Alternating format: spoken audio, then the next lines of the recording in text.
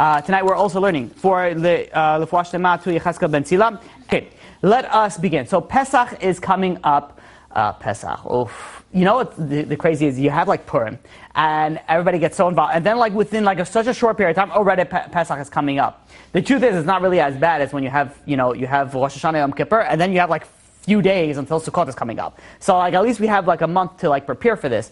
But one of the things that after Purim, I was thinking about it. I was like, what am I going to speak about? Like we have about a month of it now. Should I go continue my current series, which is on what are we speaking about in this class? Thursdays we're talking about 13 principles of faith, right? So should I continue about that? Should I talk about? And I decided that I want to start a mini series. We'll see how far we get to it on the 10 makot, the 10 plagues. We did. We spoke about it. So last year, 2 years ago, I think it was 2 years ago. Almost 3 probably. Some time ago, a while ago, we spoke about the hidden story of Pesach, which I strongly recommend people going through. I did it in 3 classes. I really ran through it. So what I want to do this series is go through only the 10 plagues. I mean, a little bit of an introduction, the 10 plagues, and really go into details of it and try to understand it. There's a lot of beauty in it. We will repeat some things that we mentioned, previously because it's the same story. We're not saying a different story, but we're going to bring it in a completely different light. We also have to understand this. There's a tremendous amount of emphasis that in Judaism on the Exodus. We mention it every single day. Does anybody know where we mention every single day? Shema. Very good. Okay, for the one religious person here. We mention it, everybody thought about it. So we mention Exodus all the time. The Exodus is a tremendous amount of importance in Judaism. We have to understand it. Also, when you're coming to the Seder, when you're coming to the Passover night, so the first 2 nights, and if you're an American, then, or anywhere outside Israel actually for that matter, you say over the story of Yetziat Mitzrayim. You have to actually speak about it. Now, what do people speak about? The real emphasis should really be on the children. It really should be on the children. So you have people, there's like categories that you put it. So you have like some people that don't keep Pesach. We're not speaking about them. And then you have the people like slightly above that just keep it. Then you have the people like slightly above that they actually keep the Passover Seder and they actually read the Haggadah. But how do they read the Haggadah? They don't understand Hebrew, they don't read Hebrew, but somehow they're able to go through the entire thing in like 13 minutes. And they're going through the entire thing just like Chametz, and under 18 minutes they finish the entire thing. They just go through the entire setup. Then you have some people that they go through the story of Pesach, and they go and they say a little bit of Dvar Torah in it. That's very nice, that's even better. Then you have people that they go through like crazy Dvar Torah, which... Don't get me wrong, I love these things, right? They'll go through the numerical values and the gematrias and say, oh, you know what it says over here? And they go through like an hour and a half on the deep Kabbalistic mystical concepts of the Seder. Meanwhile, their 4 children are sitting over there like, what's going on over here? Like, numbers? I didn't know Passover had anything to do with numbers. They have no clue what's going on. The goal of Pesach is really for the children. It's really for the children. So what I want to try to do, and we're going to speak a little bit about the numbers, we're going to speak about gematrias, we're going to speak about all those fun stuff, but the real goal is to get to understanding what you need to tell your children. And if you don't have children, it's even yourself. The actual story of the actual mitzvah of Sipur Yetziat Mitzrayim is actually saying over the story of Yetziat Mitzrayim. And unfortunately, many people don't know this. I'll tell you how I do it. So let's say by my in-laws, my parents, wherever I am, people usually turn to me to, do you have a Dvar Torah? And they're like, well, in fact, I do. Are you ready for, But, that's what I used to do when I was single. But now, Baruch Hashem, that I have kids, what I usually do is let everybody speak. When the meal is happening, I'll tell you what I do. When the meal is happening, I deal with the children. And if, let's say, by my in-laws or my parents, so there's a bunch of kids there, they all gather around me. It's already like a tradition. I have a specific, I wish I would have brought it. It's with my Pesach stuff. I have it's a book with pictures. And what I love about it is that the pictures, maybe I'll bring it. If I have it 1 week, if I'm able to find it, I'll bring it in. It's the pictures of the 10 plagues, but it gives you with midrashic details, with a lot of details that you don't never... If you just look at it and you never understood the real story of Yetziat Mitzrayim, you'd be like, okay, this guy did a lot of extra details. But what I found is so fascinating is that they put so many details in it that only somebody who knows all the midrashim, all the Kabbalistic behind it, they're able to understand it. So what I do is I usually show it to the kids, and I go through, while everybody's eating, me and the kids, we have our own situation going on over there, and I go through the plagues. Right, so the first night I do, let's say, the first few, and the next night I do the final, you break it up. But when you go to somebody who is never, like, okay, so you know the 10 plagues, blood. Oh, okay, everybody had blood. Frogs. It was crazy. It was frogs everywhere. Like, what do you know about it? Like, you have to expound about it. You have to go and speak about it. So the goal for this mini-series, we'll see how far we get. I don't know if we'll get to all 10, but as far as we're able to get, is to try to understand a better understanding on these 10 plagues, on what each makkah really represents, and really a more of a deeper, clearer understanding that when you go to your seder, you'll be able to go and explain it. And you have to realize when you're going to your seder and you want to say something over, you don't have to say something crazy. It's just expanding upon the story. And that's why I was very happy, Baruch Hashem, that I was able to do the hidden story of Pesach, which I did it blah, blah, blah years ago. I would strongly recommend I was reviewing it also. Like I have to review the story every year also. Like it's good to review it. It's good to go over it and realize what we're dealing with. When you understand the story, you're coming in it with a different idea. That's like in everything in life. When you're going into something, the more you understand something, the more you can appreciate it. If you're like, okay, well, 300 years ago, we were slaves in Egypt and we got out. Slow round of applause for God. All right, God. You my man. Like that doesn't do anything for you, but the more you understand the details, the more you're able to do it. You're more able to relate to it. We know the 10 plagues came. Am I boring you yet? I'm sorry. Okay. Okay, so you should know that there's only certain people that I would feel comfortable in making that type of comment to. I know, but no! Okay, good. So, Paro goes, it's okay, it's fine. I want it. It's contagious, it's fine. Paro goes, put it this way, have you ever gone skydiving? Please say no. You have gone. Have you ever been very tired? Have you yawned before you've gone skydiving? Not that I'm comparing learning about the plagues and skydiving. In a sense I am, but like when you're excited about something, you can be tired. If you're not excited about something, so you could be tired. So what I'm trying to tell you is get excited, because it's getting good in here. It's going to get crazy. Okay, there we go. So now, Paro. Right, we're speaking about Paro. Paro. You know what I'm thinking about right now? I'm like, not skydiving. I'm like, am I so crazy? Like, which other speaker speaks like that? Like, what? Like, I got to dial it down a little bit, maybe. Okay, so I won't, but I'm just saying I probably should do it. Okay, so now Paro goes. Let's learn about this crazy place. Let's be able to appreciate the Passover this year like we've never appreciated before. So now Paro goes. Paro, when Moses comes over to Paro and says, "Hey, listen, God is not really happy the way that you're treating the Jews. God wants you to release the Jews." And what does Paro respond? He says, "Mi Hashem asher ashma b'kolo." Who is God that I should listen to?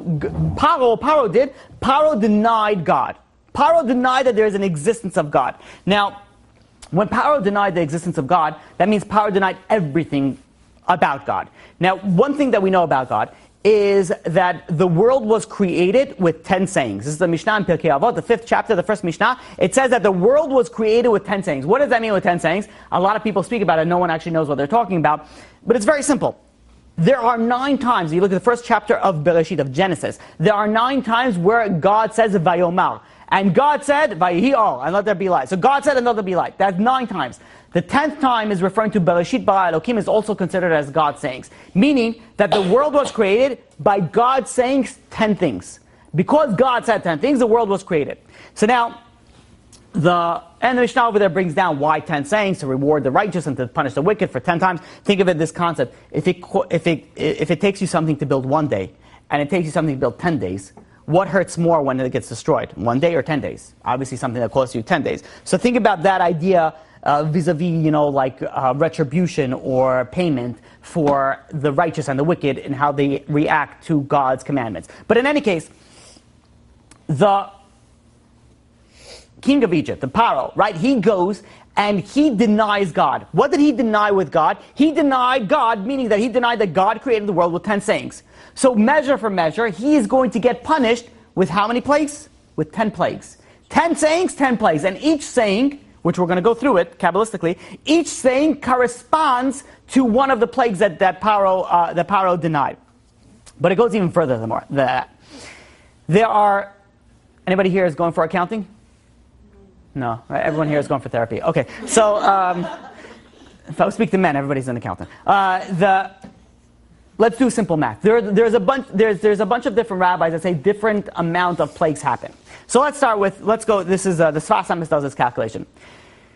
Rabbi Akiva says that there were 300 plagues. So someone do a running math. It's very simple. You don't have to take out your calculator. Just use your Jewish brain. 300 plagues. That's what Rabbi Akiva says. Rabbi Eliezer says it was 240. 300 plus 240. Anybody got it so far? 540. Excellent. Okay. Rabbi Yossi Baglili says it was 60. 540 plus 60? 600. Very good. Rabbi Yehuda gives 3 simanim. Ditzach adash be'achav. That's 3. So we said 600. 600 plus 3, we're up to? 603. Very good. Okay, feeding it to you. Then we know the common understanding that there's 10 plagues. So they have 603 plus 10 is how much? 613. Now, what is 613? Like, where do I know that number from? What's 613? There's 613 commandments, 613 mitzvahs. Now, don't you think there's maybe a connection going on over here? There is different opinions to how many makot there were? Yeah. The Sfat Emes goes and says, and he okay, I said yes too fast. There's a lot to speak about that. I'm not going to speak about that today. I definitely want to have time to it. But let's speak about what the Sfat Emes says, that there is, let's just use your interpretation of it. There's different interpretation of it. You add all of them together, you get up to the number of exactly 613. Now, why is it 613 commandments, 613 makot? What's going on over here? There are 10 sayings. There's 10 makot. There is a huge connection going on over here, which B'ezrat Hashem we'll try to uncover today. The Or Gedaliah goes and explains like this, and he says that why did God make the world in 10 sayings? What God did is that every time He made another saying, He hid Himself, He cloaked Himself in nature. Which means is that originally God created the world. It was very obvious to see that God created the world. But then God said another saying. And every saying, God cloaked Himself with another hidden cloak, I guess you could call it, in nature, which means it was more difficult to be able to see God through the natural world because of the 10 sayings. What did the 10 makot do? The 10 makot, one by one, revealed God, took off those hidden cloaks. And how did they correspond? So if you're putting on 10 coats, the last coat that you put on corresponds to the first coat that you take off. Now, I know that sounds very simple. The last coat that you put on is the first coat that you take off, right? Okay, so the first makah that God did corresponds the 10th covering that God made Himself. Does that make sense? Are you guys with me so far? Okay, good. The 9th makah is the second one. Very good. Okay, so that's why what the 9th makah was what? Was darkness. What was the second saying? Let there be light. What did God say in the beginning? Let there be light. Now corresponding to that is going to be darkness. The 10th makah, for example, was makat bechorot, was the plague of the death of the firstborn. This corresponds to the first saying, which was, we said, was Bereshit bara Elokim, is also considered as a saying. The first, words of the Torah is a saying of God as well. Now that is why Bereshit bara Elokim. That's why makat bechorot. We know the 10th plague was only done by God. It says, what it says over there, it says, Ani Juhuro v'lo achel. Only God did the 10th makah b'chol. We're going to get a little bit deep, and then we're going to get a little bit light. So stay with me in the deep part. Only God did the makah b'chol. Why only God did the makah b'chol? Because as God removed every cloak, everything, you realize that there's only God. There's only God in the world, and there's nothing else. That's why the final makah corresponds to God fully revealing Himself. Now that God fully revealed Himself, only God is able to do the final makah, because at the end of the day, it's all God. This is why, and this is actually the Chidush Harim goes on and explains it like this. He says you have the 10 makot corresponding to the 10 sayings, the 10 mamarot. This leads to the 10 commandments. And that's why, finally, when God removed all the cloaks, all the hidden, then what is the first commandment? Now that you're revealed, and now that you could see that I am God, that's what it starts off. Anochi Hashem Elokecha. I am the Lord your God. That's what it is able to start. Whoever appreciated that should be dancing inside. But what I just said was like crazy. I mean, what I just repeated, is crazy. Yeah.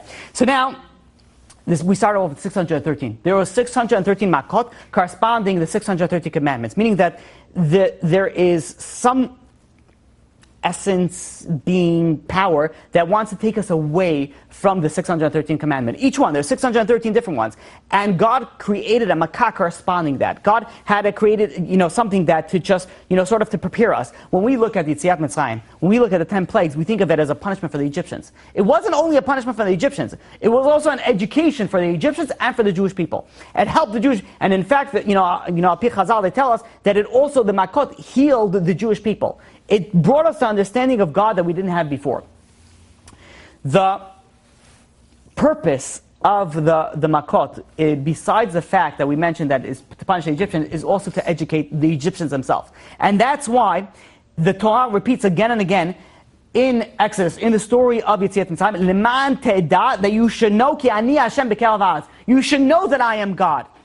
Generally, you have to believe, you have to do that. When the Jews and the Egyptians, after this whole scenario, this whole plague situation went through, they knew that God existed. There was a clear understanding that God existed. Now the Malbim, this is beautiful, this is crazy. The Malbim goes and categorizes the 10 plagues, into categories. We know the Tzach Adash Be'achav. Whoever doesn't know what I just said, that's an acronym for the 10 plagues. So Dam Tzadei Akinim spells out, you take the first letter, it's the Tzach. It's Dalet, Tzaddik, and Kuf. So it's and each one spells out, it's an acronym for the 10 plagues. But more than that, more than it's an acronym, it actually separates the plagues. There is plagues 1 through 3. Then you have 4, 5, 6. Then you have 7, 8, 9. 10 is its own category. There are 3 sets of plagues, and the 10th one is in its own category. Says the Malbim, what are the 3 sets of plagues? The first 3 sets of plagues, which is 3 times 3 is 9. The first 9 plagues is there to prove that God exists. The 10th one is there just to get the Jews out of Egypt. That's the first 3 plagues. So we're going to go through it, one by one, and how each one proves one. The Ramban, Nachmanides, goes and on Exodus chapter 31, verse 16, says that there are many types of heretics. There are many types of people that don't believe in God. There's levels of different beliefs and understanding of what God is. So you have category number 1, that God never created the world. You can even say God never existed. One of those atheistic type of people. Right, God didn't exist. That's category number 1. Category number 2, they believe that God existed and God created the world, but they don't believe in divine providence, meaning that they don't believe that God intervenes in the world. God created the world, made the world run on itself, and then he steps back. That's category number 2. Category number 3 is that God, he may have created the world. He may have actually intervened in the world, but he doesn't have the power to overrule what he already implemented, meaning that he doesn't have the power over nature. That's the three categories that the Ramban goes and brings it down. Now, what did the miracles of Egypt do? The miracles of Egypt went and answered all these questions. It answered for the heretics in those times and the heretics in the future. Right? God is not going to reveal himself in all splendor because one guy says, I don't believe in God. But well, then I guess I have to do an Yetziat Mitzrayim on you, right? 10 plagues on your neighbor, or your tax collector, whatever it is, right? Your driver instructor, whatever you hate. People, you have to realize that this is emphasized so much in Judaism because this is the foundation of understanding that God exists. That's why we constantly repeat it every single day. We're constantly reminding, Zecher Yetziat Mitzrayim, Zecher L'Maseh Bereshit. We're constantly repeating these things because this is the foundation of everything. And if you're going, you're saying blood, like there's blood, there's frogs and kinev, and you're just having, you get those little puppets, if you want to spend $400, right? And you get those little puppets, and you're going and you're acting out. That's amazing, that's great. But do you know what you're acting out? Do you know what's going on over here? There's so much hidden stuff going on in each plague that we really have to uncover it in order to understand it. So the Malbim goes and explains like this. The first 3 plagues, these demonstrate the existence of God. These are for people who don't believe that God exists. This shows that God exists. And we're going to, B'ezrat Hashem, go and explain it. There's actually, the verbiage in the Torah actually proves this. In Exodus chapter 7, verse 17, it says, B'zot te'da ki ani Hashem. It says, with this you should know that I am God. Meaning, with these first 3 plagues, you will know that I exist. Then the second 3 plagues, we're just doing a brief overview. The second three plagues, so which means plagues number 4, 5, and 6, this shows that God not only exists, but he has the power and the authority over the world. How do we know this? That when Moshe Rabbeinu goes and tells Paro that the plagues are coming, what does he say? He doesn't say that it's coming today. It says machar. The plagues are coming tomorrow. What do you mean coming tomorrow? To show you that everything is coming exactly as God says it, that it's going to come. Not that, Moshe Rabbeinu was able to predict the future and knew that there was some sort of something going on today. He knew exactly when it's coming because it shows that God actually has the authority and the power over the world. How do we see this in the verses in the Torah? In Exodus chapter 8, verse 18, it says, Lema'an teda ki ani Hashem b'kerev haaretz. That you should know, says God, that I am the God in the midst of the earth. Says the Shla, what's the midst of the earth? Meaning that God is active in the laws of nature. God is controlling, is active in the laws of nature. Then you go to the third set. The third set, that this is plague 7, 8, and 9, this shows that God's power is absolute, above the laws of nature. And when you look at the plagues, you look at hail, for example, fire and water, opposite of nature. Darkness, for example. What's darkness? Darkness, you have the ability, like when it's dark. But this darkness was different. You aren't able to move in it. Like God actually manipulated nature to the extent that shows that God had the power over nature. And this is what we see in the pasuk in Exodus chapter 9, verse 14. Teda, you should know, ki en kamoni b'chol haaretz. There is none like me like all the land. Meaning that there's no other God or any other powers like me in all the land. So what we did was we broke up the plagues into three sets. The first three prove that God exists. The second, the second set of three, so 4, 5, and 6, this proved that God's authority, and the final three, minus the 10th plague, this shows that God's power over the land. Now we can understand a different concept. Almost finished the hard stuff, and then we're going to get to the fun stuff. We know that the way the work does like this. Moshe Rabbeinu went, and it went like this. There was 3 sets of plagues. For the first 2, he warned them. So, for example, plagues 1 and 2, warning. Plagues 3, no warning. 4 and 5, warning. 6, no warning. 7 and 8, warning. And so on and so forth. The first 2 warning, the second 2, the last one not. The first 2 warning, why not? Because after you warn somebody twice and they're not going to listen, you don't have to warn them again. That's what So the question is: so Moshe Rabbeinu already warned them twice. Why is he warning them again? At plague number 4. The answer is because plague number 1, first set of plagues was teaching one thing: God is existent. Okay, so we're going to warn you twice. Now you didn't get it. I'm not going to warn you the third time.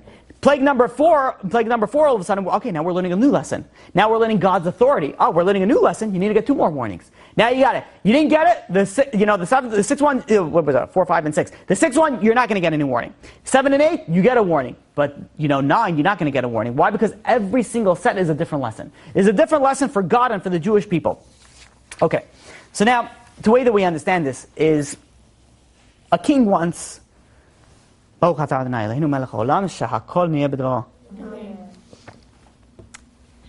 king once sent a servant out, and he sent the servant out to get him fish. The servant comes and he brings a fish. It gets cooked. The king, smells it, tastes it. It's a rotten fish. The king says, "Are you kidding me? You brought me a rotten fish?" He calls the servant in who purchased it, and he says, "You have a choice. You have 3 options to choose from for your punishment. You're going to get punished. Number 1, you eat the fish. Number 2, you get 100 lashes. Number 3, you have to pay 100 gold coins." So the slave is thinking, he says, "You know what? Lashes, let me eat the fish." He says, "Give me the fish." They bring him this big fish. He takes one whiff, he almost passes out. He's like, I don't know how I bought this fish. Have you ever smelled fish? Have you ever smelled a rotten fish? Probably not. But fish itself has an odor. Let's just leave it at that. Imagine what a rotting fish smells like. So he takes the smell. He's like, his gag reflex is like kicking in, and he's like, "You know what? I'm going to go through it." And he goes and he starts plowing through it. He's like chugging it down, just like your mother made you eat your vitamins. Like chugging everything down. Like he gets halfway through and he feels like he's going to pass out. He's like, "You know what? I can't." He's like, "I'm sorry." He's like, "You know what? Like, my dear king, could I switch?" He's like, "What do you want to take as next?" He says, "Give me the 100 lashes instead." So the king says, "Fine, get the 100 lashes." Call the lashes guy. So the lashes guy. Right? The lashes guy comes in and does his stretching, and he starts lashing the guy. 1, 2, 3. He gets to 55, and the guy's like, "I can't go on anymore. It kills me so much." He says, "You know what, my dear king, do you mind if I do one last switch?" And the king says, "Yeah, you want to pay? You pay the fine." The guy says, "Fine." He pays 100 gold coins. Now, if this guy would have been smart, he would have just started right away, and he would have just paid the 100 gold coins. Why did he have to eat the fish, and then go through the lashes, and then go through that? That's what Paro went through. Had Paro been smart, he would just let the Jews go. Just figure it out that God is going to get his way. Just let the go through. But what? No, he didn't. He's like, okay, no, he's going to be stubborn. So what happened? First, he ate the fish. How did he eat the fish? His land was contaminated with blood, frogs, and lice. His land became contaminated. Then he decided, you know what? Okay, fine. Then he got flogged. He got the malkot. He got hit. That was with beasts, with the plague, and with boils. And finally, he figured out, like the guy, he says, you know what? Let me just pay it off. Let me just pay the thing. He lost. This is where Paro lost all his property. The last 4 plagues, with the hail, he lost all the property, destroyed. The locusts ate everything. The plague of darkness, where the Jews were able to find out all the hidden, secrets of the treasures of the Egyptians. And finally, he actually lost, his firstborn, and then he lost his slaves, the Jewish slaves. We see from here a very, very important lesson. Don't run away from God. Because at the end of the day, God is going to get what God wants. So many times in life, and this is a lesson for each and every single one of us, God sends us lessons. God sends us reminders.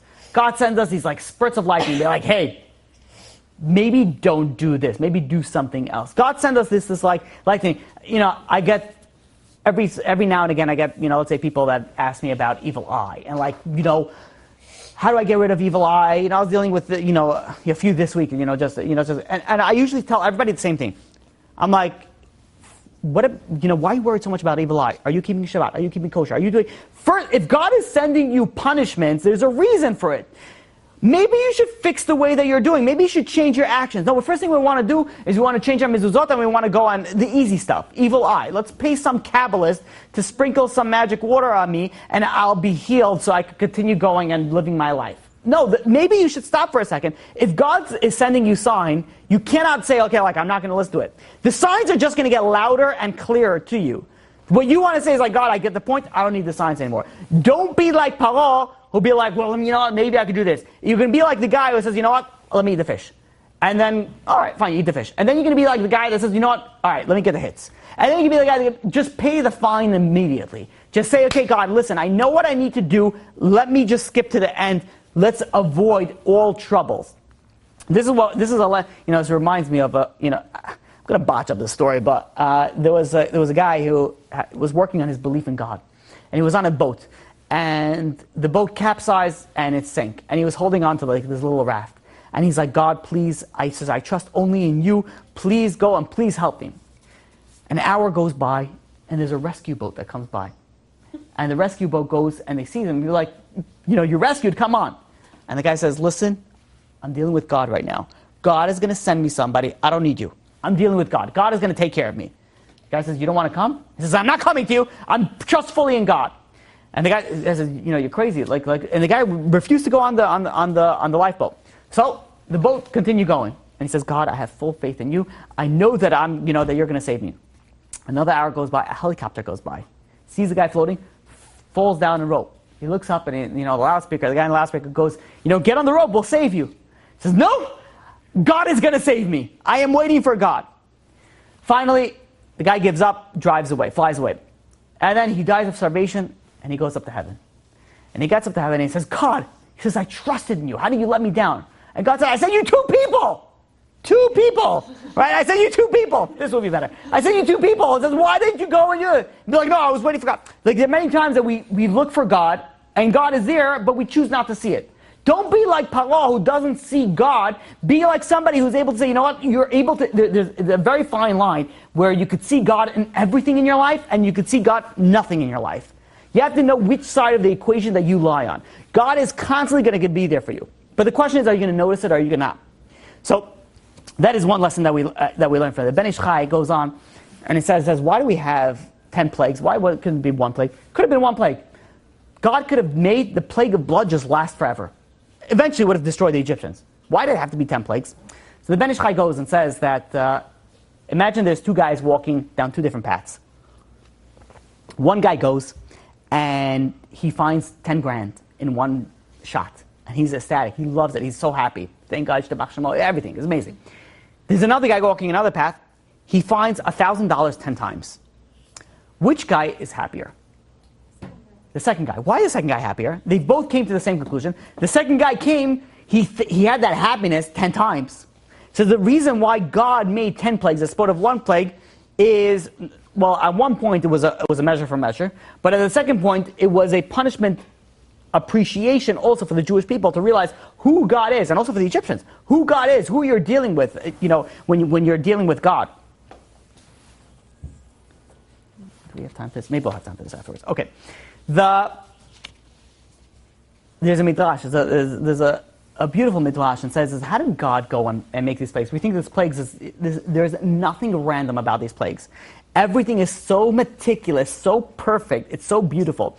But there's a midrash that goes and says that the order of the plagues are very similar to the pattern of, let's say a king goes and it wants to capture a certain rebellious city, country, whatever, estate. So what is the process that a king wants to go and overcome let's say a walled city that they're trying to take? What's the process that they go? So number one, first, what he does is the king sends his troops and they lay siege on the entire land. They put the troops all around. No one comes in, no one comes out. And what they will usually try to do, if the water source is from outside, they block the water source. Because if they block the supply of water, eventually the people are going to dry out, and then they're going to have to come out. If that doesn't work, the king brings special battalions. So these are the concept of having people or animals come out with like crazy cries, like screams, to frighten the people inside, to realize, there's sometimes the screams are more scarier than the actual war itself. I don't know if you ever, learned about ancient war, but it used to be sword-to-sword battle, sword-to-sword combat. And the way that it used to go is when people would go and fight, they would scream on top of their lungs. Why would they scream on top of their lungs? Because you're trying to scare the enemy. It's a psychological warfare tactic that if you scare the enemy, then they're going to be off guard. And because they're going to be off guard, you're going to be able to go and, chop them up, I guess, in the nicest way possible. The certain nursing home facilities, if let's say a patient is in bed, and let's say the patient is a patient that may fall off the bed or may be a fall risk, meaning that patient's not able to walk, they do something. They put an alarm on the bed. Does anybody know what I'm talking about over here? Yeah. So they have a sort of a weight, sensor on the bed. That when the second the patient gets off the bed, the alarm goes off. Now, when the alarm goes off, so hopefully, if you have a competent staff, the staff runs up, says, no, you got to stay back in bed. It's sort of a way of making sure that the patient's still in bed. What's the benefit of having this? And I'm not going to go through the whole, the whole topic of it. It's very interesting. But at the end of the day, they came to the conclusion that it's not beneficial to have that alarm. Why not? Let's say you have a patient, that this patient is not 100% cognitively, there. So they get off their bed, and they hear this loud noise. What is the first thing that they do? They lose their balance, and they're going to fall because they hear this loud noise. So this is counterproductive on having an alarm. And then actually CMS, actually came out that it's not beneficial to have alarm in these types of facilities. So slowly, nursing home facilities are going away with these types of with these types of bed alarms. But what's the concept? That when you have a loud noise, you get shocked. And when you get shocked, and even, I remember when I was younger, so, I don't know if anybody over here, you have house alarms. And sometimes the house alarms, go off for no reason. When you hear a house alarm, so in my house growing up, the alarm was right near my bed. So my room. So my room was right there. So it was so loud, the second that you hear alarm, you wake up and then you freeze. I don't know what to do, I'm just 3, what am I supposed to do? You don't know it's so much noise.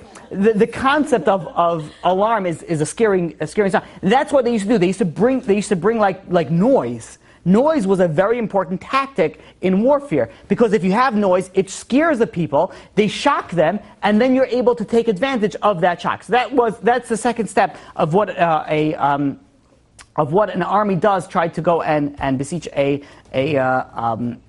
country. Now, number 3, if they persist then they go with archers and they shoot clouds of arrows into the city. And if it doesn't work, they bring these types of mercenaries that go and they destroy the livestock, destroy the food source. If that still doesn't go, they use some sort of chemical warfare that they're able to destroy the remaining livestock in the plague. If that still doesn't work, then they throw the catapult boulders into the city, like huge rocks they throw into the city. When they throw into the city, hopefully that will scare the people to come out. If that still doesn't work, they bring battering rams. Are you guys familiar with what battering rams is? Okay, guys know, it's like this huge tower where they have this they try to basically knock down a wall. So it's like, imagine you take this tree and you just shave off everything. It's like a long wrecking ball. Yeah, it's like it's like a wrecking ball, and you just go up and you try to. Besides that, it's a tower, so they're able to shoot arrows, whatever. It's it's ancient warfare tactics. So if that still doesn't work, they go and they send in troops, and they go and they arrest the people, the rebels that are going and they're refraining from capturing the city. And these prisoners, where they're held in a dark dungeon. And finally, if there's still pockets of resistance, what they do is they execute the leaders. That's what they do.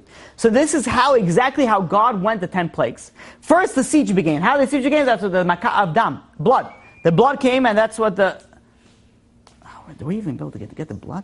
The first, it went and it was, God took out water. That's through the changing the maka'av dam.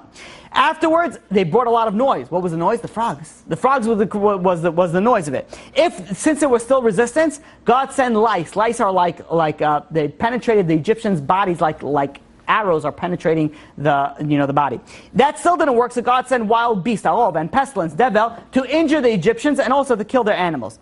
After that, God went and God attacked the bodies of the Egyptians with actual blisters and hailstones, which also attacked the Egyptians and their property. Following that, he sent locusts, albe, which overwhelmed and subjugated the entire land. Then he trapped them in darkness, and finally killed his firstborn. The same way that a king takes over a country, God went and God took over Egypt. The Abarbanel goes and brings down a verse in Proverbs, in Mishlei, chapter 24, verse 17. It says, "Beneful ovecha," when your enemies fall, al tismach. Don't be happy when your enemies fall.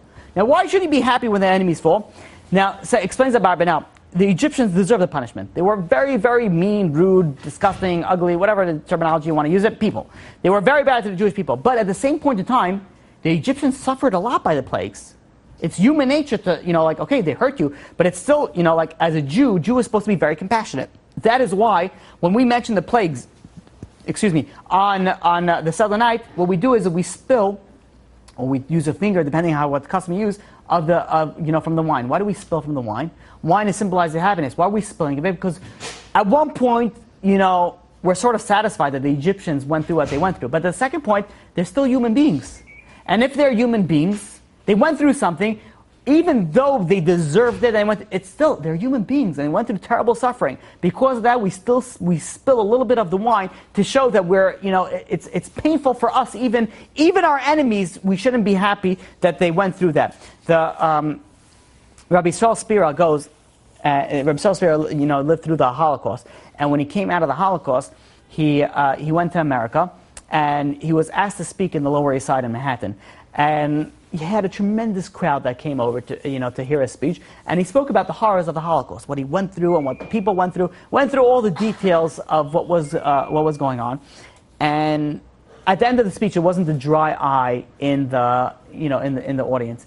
At the end of it, there was the president of Agudat Yisrael over there gave him a large envelope full of money, and Rabbi Yisrael Spira at that point in time didn't have any money, and he actually needed the money. But he was from Europe, and he's like, "What's this money for? Like, why are you giving me money?" And he says, "The custom is in America that when someone comes and gives a speech, they give him a certain amount of money because of the effort that they went through to prepare the speech, and they came, so they give them amount of money." So Rabbi Yisrael Spira said, "Listen," he says, "Wow, that's an amazing and a very right custom because the speakers do work very hard for their speeches." He says, "I cannot take anything for this. I cannot take anything for this speech." He says, "Why not?" He says, "Because what did I speak about? I spoke about the suffering of the Jewish people." He says, "How could I make money off the suffering of the Jewish people?" And he goes and he quotes a midrash, and the midrash that he quotes is as follows. He says, during the plague of blood, the Egyptians went and they couldn't find any water, so they paid the Jewish people for water, which we'll speak about B'ezrat Hashem. And there's a machloket in saying, how did the Jews get wealthy? Rabbi Avin goes and says that the Jews got wealthy. How did they get wealthy? They got wealthy because from the money that they went and they sold water. Right? You ever think about it? Who would sell water? Like, here's bottled free stuff that you could get from your sink. Who are the first people that went and sold something that's free? Is the Jewish people, right? So it's like, imagine that. Imagine the first person that bottled water. Be like, hey, you want to buy some free stuff that you get in your sink? Be like, no, I'll just get in the sink. And it's $1 billion, industry right now, right? So the Jews started it as usual. So he goes and says that one rabbi says that where did the Jews get the money when they left Egypt? They got it from selling water. And says Rabbi Yossi says no. He disagrees. That's not where they got the money. Where they became money? They became money when the Egyptians gave them their riches when they left Egypt. Says Rabbi Yisrael Spira, says, why did Rabbi Yossi have a problem? Let him just say, yeah, the Jews got money. Why is there an argument? They got money from both. Why is it such a problem? He says, no. The Jews didn't get money from selling water. They got the money from the Egyptians when they left Egypt. What's the big deal? Let it be both. Why is it such an argument? Says Rabbi Yisrael Spira, says because the Jewish trait is they don't gain from someone else's suffering. Somebody else is suffering, the Egyptians are suffering, the Jewish people don't gain. That is what Rabbi Yossi, that is how Rabbi Yossi goes and his concept is. He says a Jew does not gain from somebody else's suffering. So says Rabbi Yisrael, says, how could you give me money for something? I'm speaking about the Jewish people, the suffering that they had. He says, for that I can't take any money from it. So we see over here, when we're going through the 10 plagues, we're appreciating it, but at the same point in time, God's creation was suffering. And there's another short story, the Mashgiach of Slobodka, about Avram Gordinsky. When he lived during the Holocaust, he fell ill during the time of the Nazi occupation, and the Nazis they had no use for sick people. They had no use for healthy people either. But I'm saying, they had definitely no use for sick people. So they told the doctors, don't do anything for them. Just let them be. So when Rabbi Avram went and he had his final encounter with the students, he was crying. And his last speech to the students, he says, by the way, you should know that I'm not crying because I'm going to die or because of the suffering that I have. It says, the same way that you bless God on the good, you should bless God on the bad. That's the way they're supposed to do it. He says, I have no problem with that. I can bless God on the good. He says, but what am I crying for? He says, I'm crying for the Nazis. He says, why am I crying for the Nazis? He says, the Nazis, they are created b'tselem Elokim. They are created in the image of God, which means they represent something. But they're acting so subhuman that they're destroying their tselem Elokim. They're destroying their image in the God of they created. He says, for that I'm crying. So for the fact that they're so subhuman, they're acting in such an animalistic feature that they destroy their human nature in them. And he says, that is the reason that I'm crying. This is why we go. And every time we say one of the makat, we spill a little of wine because it hurts us. At the end of the day,